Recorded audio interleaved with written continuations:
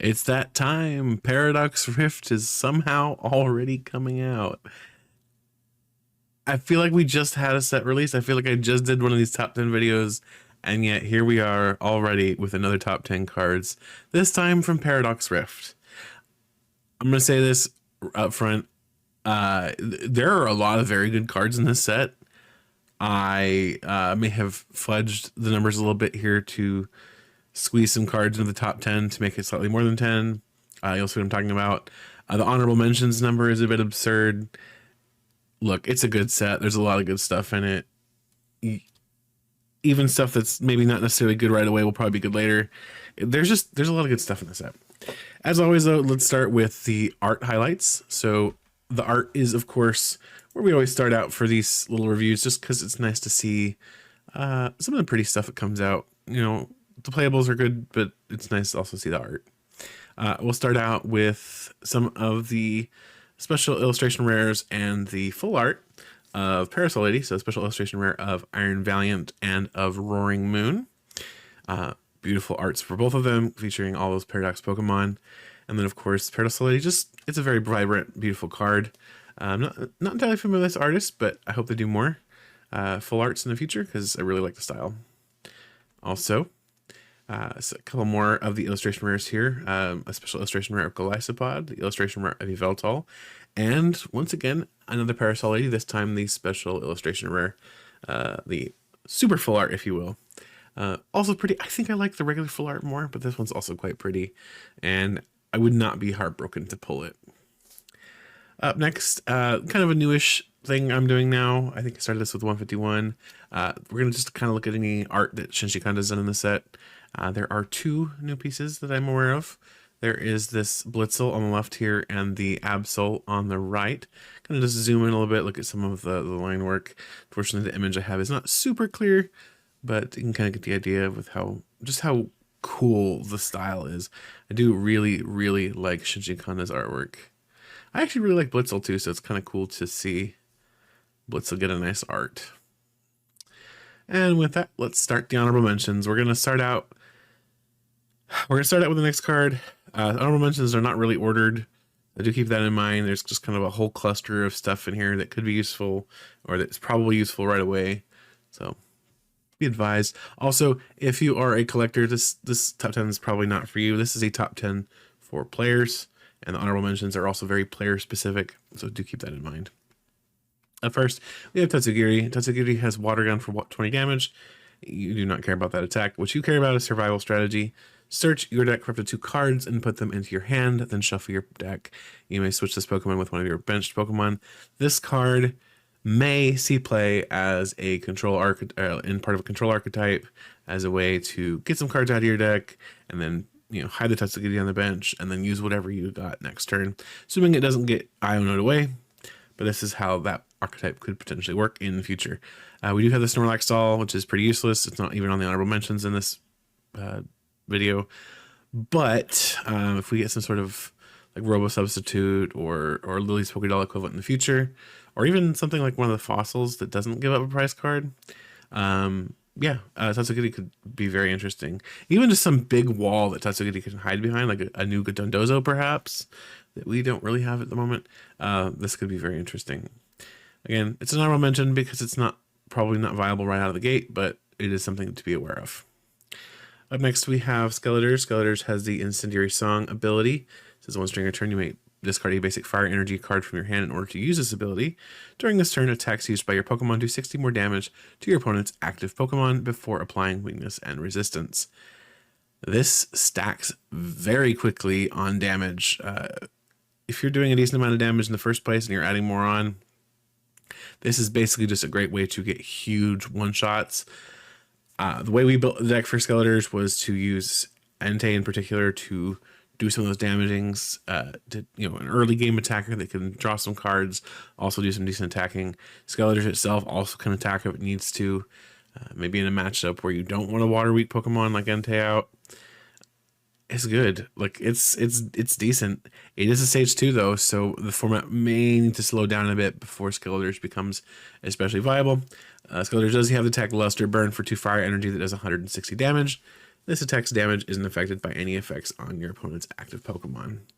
So not horrible damage, but not great. With Incendiary Song, well, with a couple of Incendiary Songs, damage output could be okay on Skeletors. And with the help of Entei, maybe even decent.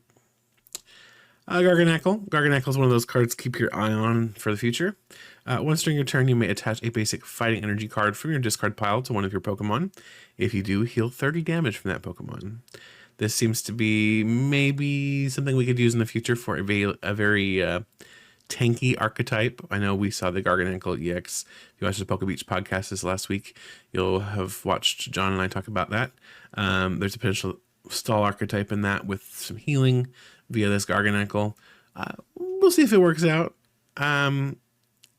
There's also the Ursaluna V archetype that we put on the website, or that I put on the website rather, for Ursaluna V, pairing it up with Garganacl, trying to just heal off the Ursaluna and make it as bulky as possible to stick around. It's a fun deck, probably not super competitive out of the gate, but yeah, I mean, the fact that the archetype can exist at all is fun at the very least.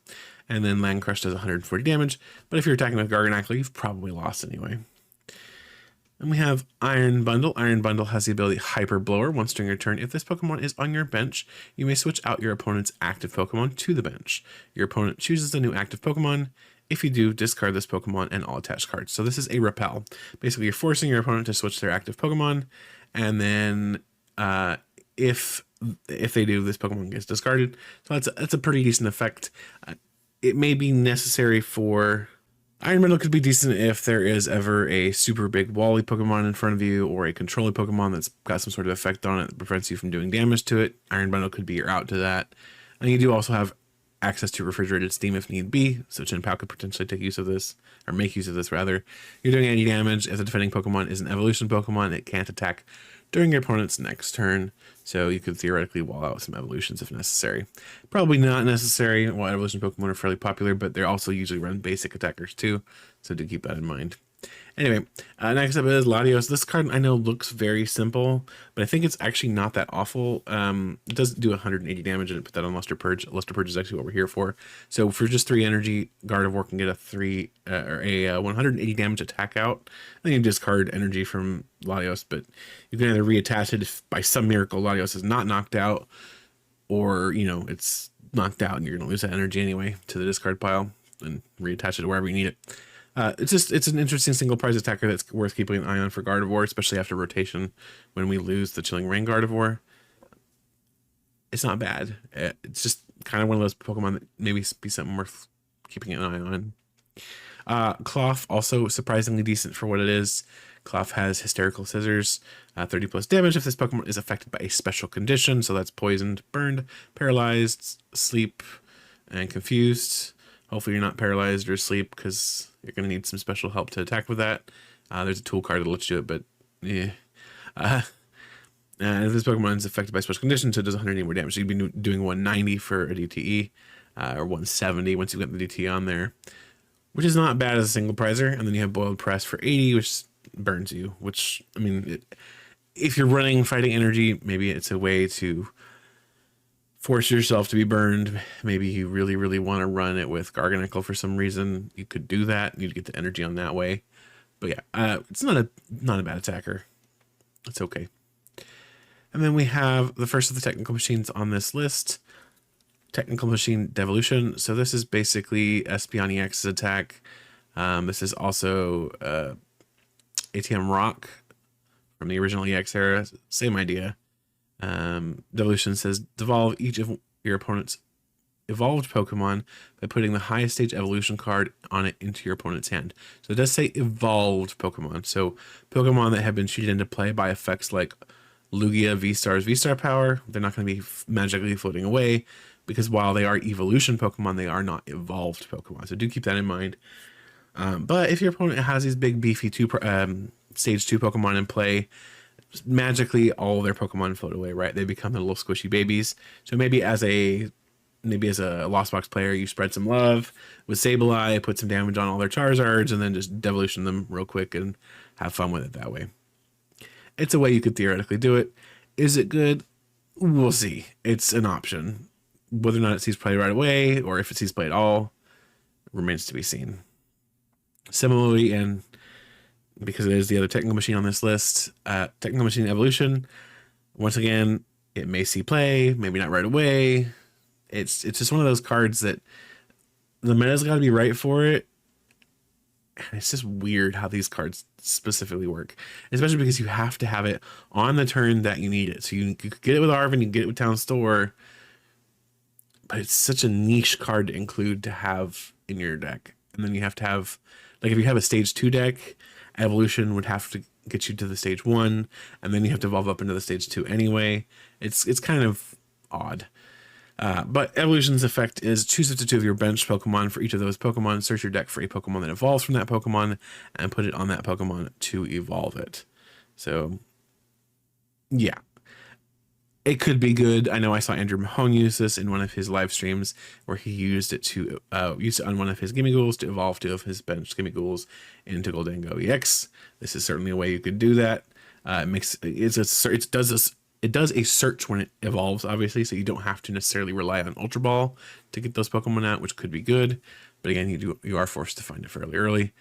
So, card to be aware of. We'll see how it does in the actual grand scheme. But yeah. Also, we have Brute Bonnet. I've chosen the beautiful alt art here because it did not get to feature in the art earlier, but here it is. We'll show it off here. It has the ability Toxic Powder, not powder. Once during your turn, if this Pokemon has an ancient booster energy capsule attached, you may make both active Pokemon poisoned. So interesting, especially because ancient booster energy capsule says that the Pokemon it's attached to cannot be affected by special conditions. So if your ancient Pokemon isn't active and has one of those attached, you're just basically poisoning your opponent's active, which is not too bad. That's basically a +10 because they're gonna get hit. At least theoretically, they're going to get hit between turns. Now, if they're an ancient Pokemon also, might be a little sketchy if they have one attached, one of the capsules attached, but anyway. You do also have the attack Rampaging Hammer, which is 120 damage, and during your next turn, this Pokemon can't attack. So, pretty good, honestly. It does hit Dark Weakness, so be aware of that too. If you can do some damage, even just getting 120 as a single prizer isn't terrible. It's something to be aware of, and you may want to run it in one of the cards in the top 10. How's that? We'll talk about that when we get to it. Toadscruel, yet another card that did not quite make the main list. Toadscruel has the ability Fungal Colony. Cards in your opponent's discard pile can't be put into their hands by an effect of your opponent's abilities or trainer cards. And then Mushroom Drain does 80 damage, heal 30 damage for this Pokemon. So you're running this for the ability, not for the attack. Basically, this is a way to say no to your opponent if they're trying to use something like Superior Energy Retrieval to put cards back into their hand to use with something like Super Cold. Or if they, maybe an Expanded, for example, they want to use Versa Seeker to put a supporter card in their hand. This is a way to tell them no. This is a way to stop them from doing that. This is yet again one of those cards that maybe Control will see use with, or you make use of it, and maybe it'll never see play at all. But this is one of those cards you got to be aware of because it may sneak in here and there and may cause some real trouble for people. Up next is Professor Turo Scenario. Yes, this did not quite make the top 10, so what? There's just that many interesting cards in this set. The effect of this is basically identical to AZ. The only difference is this has the future badge on it. So if there's ever anything that searches out future Pokemon or future cards or future supporters, this would be slightly better. With that said, its effect is put one of your Pokemon into your hand and discard all attached cards. So something like Gardevoir, the Gardevoir EX, you could use Professor Turo Scenario on it, scoop it up out of play, discard any energy that you have attached to it, and you've taken a 2-prizer out of play, preventing your opponent from potentially selecting that Pokemon to take an easy knockout. It's an interesting tech, right? It's something that any deck can use and any deck can take advantage of, but whether or not they do will remain to be seen. I suspect we will probably see some decks running this, especially, for example, any deck that might be a bulky stall deck like we were talking about earlier. So yeah, could be interesting. I definitely think it will see some play. And next up we have Screamtail. Screamtail has the attack Slap, which does 30 damage, and then the real reason you'd be running Screamtail is Roaring Scream. This attack does 20 damage to one of your opponent's Pokemon for each damage counter on this Pokemon don't apply weakness and resistance for benched Pokemon. So pretty decent amount of sniping damage, especially if you have Ancient Booster Energy Capsule attached to this. You can get up to 150 HP, which means you can get up to 14 damage counters on this thing.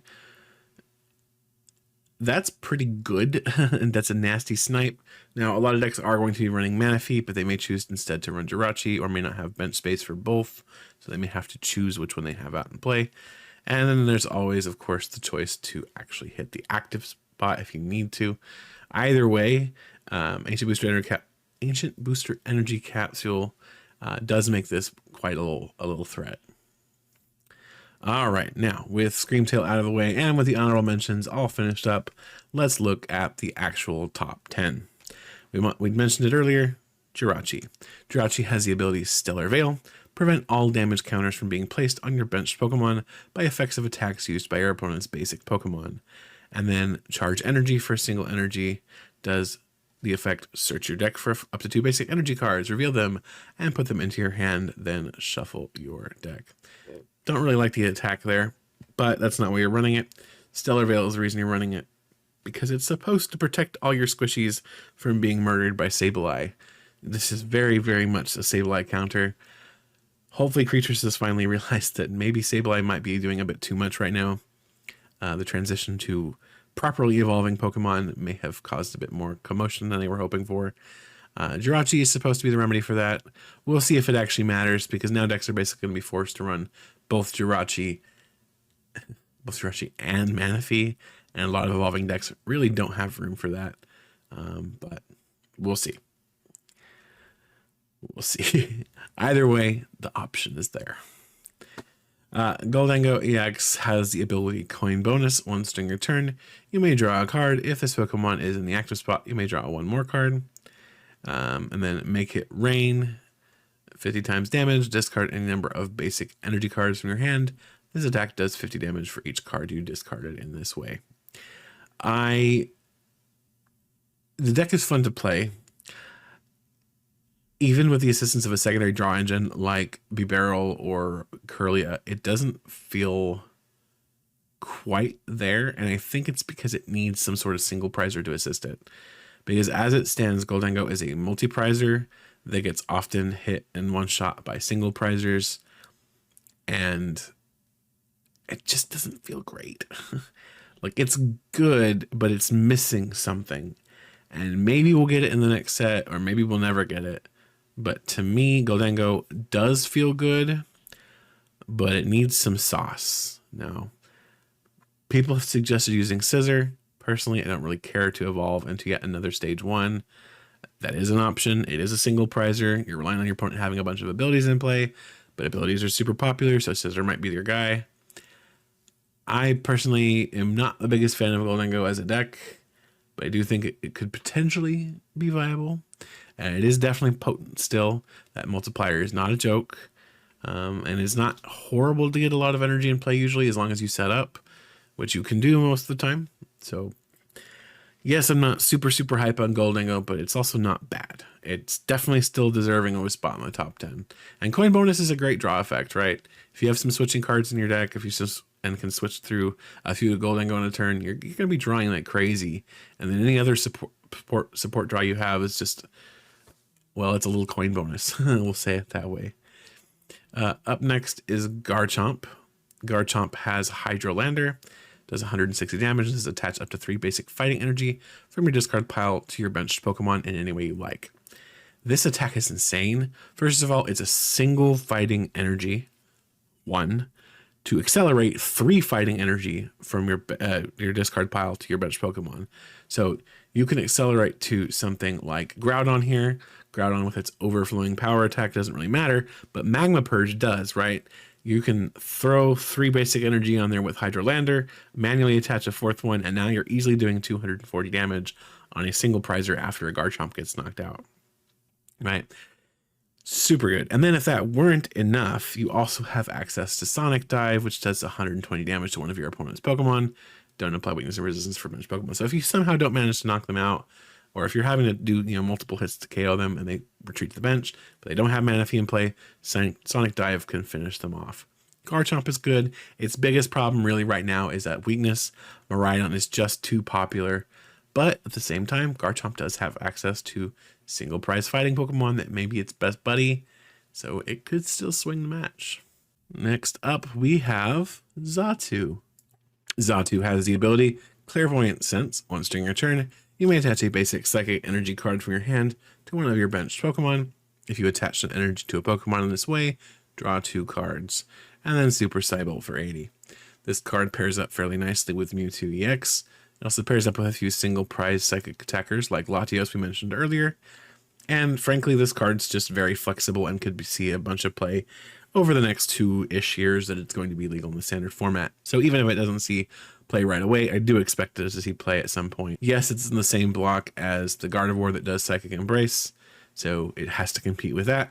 But Zatu is a stage 1 and is a single prizer that draws cards when you attach energy. So it's not the end of the world that it's a different energy accelerator for Psychic. Personally, get a playset.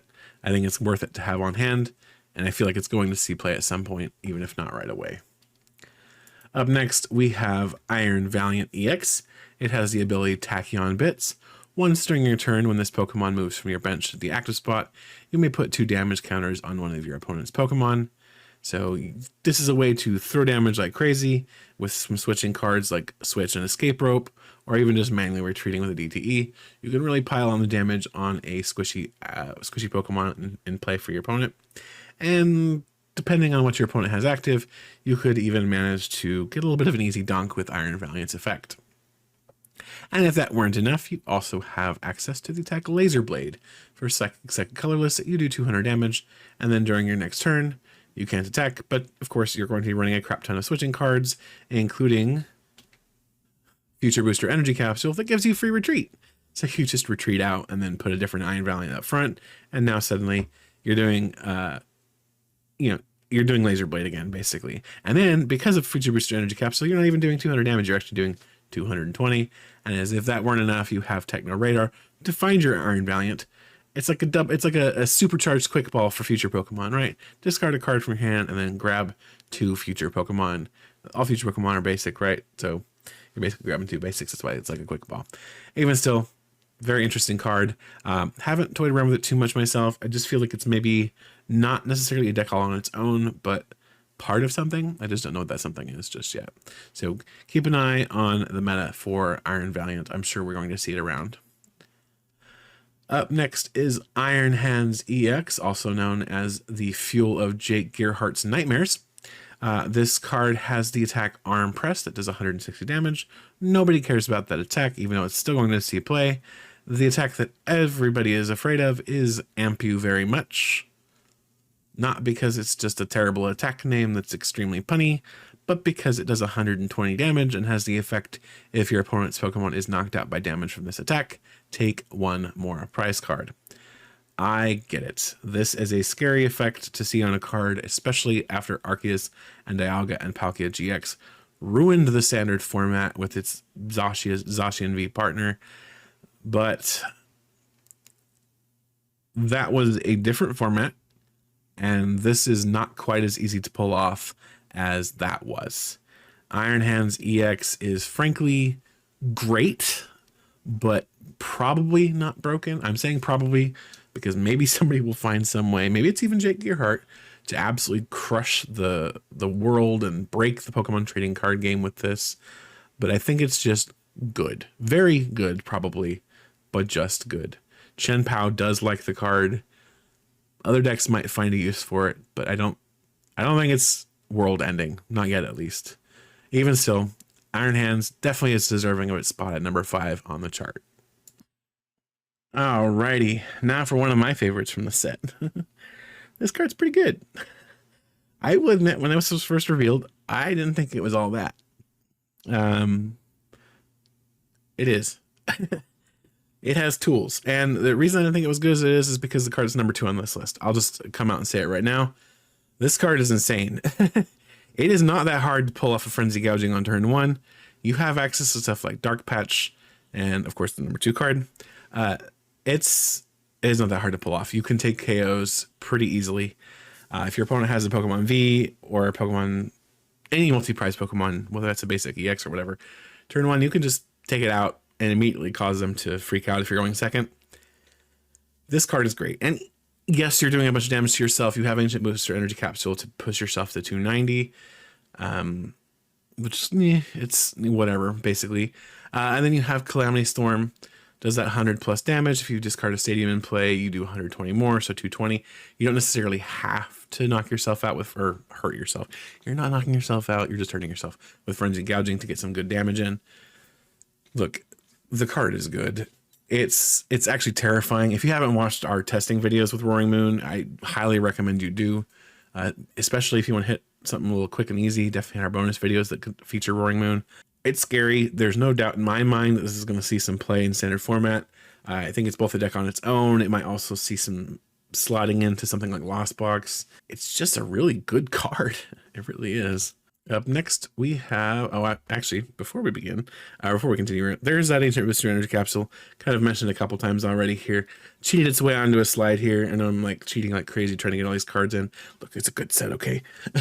But yeah, there's Ancient Booster Energy Capsule. You're getting that plus 60. You're getting that immunity and recovery from special conditions. Roaring Moon is just good. Up next, at number 3, we have Counter Catcher. Counter Catcher says you can play this card only if you have more prize cards remaining than your opponent. Switch in one of your opponent's benched Pokemon to the active spot. Look, this is item-based gusting when you're behind. This means that if you don't have it already, you can pull it with Arven. This means that if you do have it, you're not burning your supporter card. It's just really good. It does make control better, which means there's a little bit more variety in play styles for various Pokemon decks. They're not all different colored aggro. But I'm really glad to see Counter Catcher back, and it's also kind of something special. This isn't even intentional, but I just realized it's number 3 on this list. It was also number 3. I did a video a couple months back of top 5 trainer cards I'd like to see reprinted, and Counter Catcher came in at number 3. So I'm really happy to see it back in the standard format. Now we just need to get the other 4. But yes, Counter Catcher absolutely will see play. If you don't already have a play set of them, absolutely pick them up. You will at some point be using them if you play any deck in the next couple of years. And then finally, the card I was hinting at earlier, Professor Sada's Vitality, perhaps one of the most insane cards printed for energy acceleration. People cried and cried about how overpowered Welder was, even though it really wasn't. This card, though, this card's ridiculous. Professor Sada's Vitality says, choose up to 2 of your ancient Pokemon and attach a basic energy card from your discard pile to each of them. If you attached any energy in this way, draw 3 cards. So this is kind of a hybrid of Welder and Melanie.